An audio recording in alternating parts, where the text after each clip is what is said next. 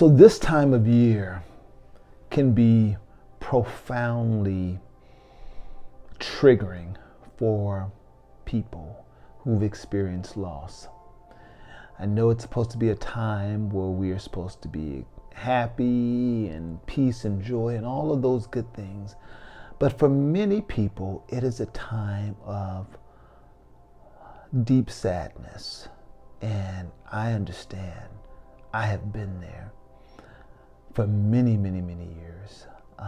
It started when I was 9 and my grandmother, who I love more than life itself, suddenly transitioned during the Christmas holiday. And I'll never forget because we had just moved in, me and my mom with my grandmother, and we had gotten our tree and gotten our gifts, and I was so looking forward to Christmas. I was 9, I was excited, and I was gonna be with my grandmother and my mom, the two most important people in my life. And then suddenly she wasn't there. And so my association with Christmas was one of profound loss, profound sadness, and disappointment. I was disappointed because you ever look forward to something that you really want and it doesn't happen? And then not only does it happen, it's the complete opposite. A tragedy happens, and it does something to you. It shifts something in you. And so for years, I just never looked forward to Christmas at all. It was something I associated with grief and pain. And then many years later, when I became a dad, I would do the things I was supposed to do. I would get a Christmas tree for my son and gifts, and he never really got into it. He was just like, okay, Dad, thanks, whatever.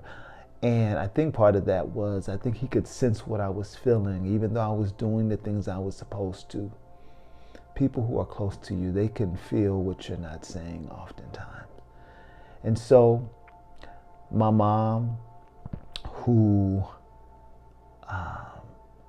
was my why. My mom was my why for everything I did in life.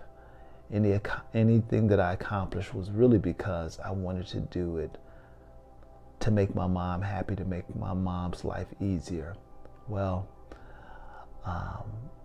my mom ended up passing during the Christmas holiday.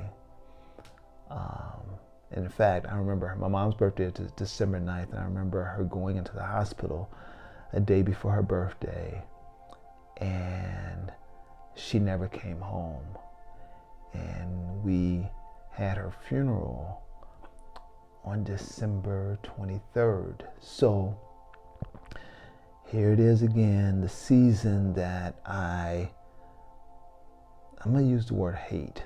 I used to hate this season more than anything. Now I'm experiencing another profound loss again during the season. So Christmas just wasn't a time that I looked forward to. I didn't want to hear Christmas music, didn't want to see decorations. And people well-intending, try to tell you what you need to do to move through your grief. But here's the thing that I know. You grieve how you grieve. And no one can tell you how to grieve or tell you what you need to do to not grieve.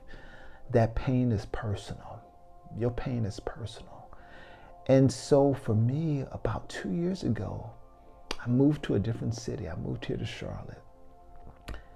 And I made a decision that I wanted to experience joy during the holiday season, because I know that my mother and grandmother would want that for me.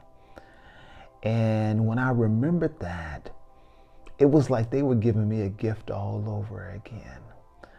They were reminding me that their love is still with me, that when I think about them, I can still experience joy and laughter of all of the loving times and moments that I shared with them. And so I remembered that, and I remembered that so much of what we associate around this holiday is so out of focus, not what we are. We're focusing on the wrong thing. We're focusing on the physical gifts, the material things. But the real gift is the gift of love and the gift of peace and the gift of your presence. And so I know no one can tell you how to feel. You feel the way you feel, and your feelings are valid. But I want you to be encouraged and to remember that we talk about, we've lost someone. But here's what I know is love is never lost. They may not be here physically, but they are right here in your heart. And when you think about them and all of those beautiful moments that you had with them, you can feel their presence, you can hear their voice, and they live on through each of us. And so this year, give the gift of yourself. Give the gift of love to someone. Give the gift of encouragement to someone. It's not about the material things. It's about your presence. Your presence is the present that people need right now.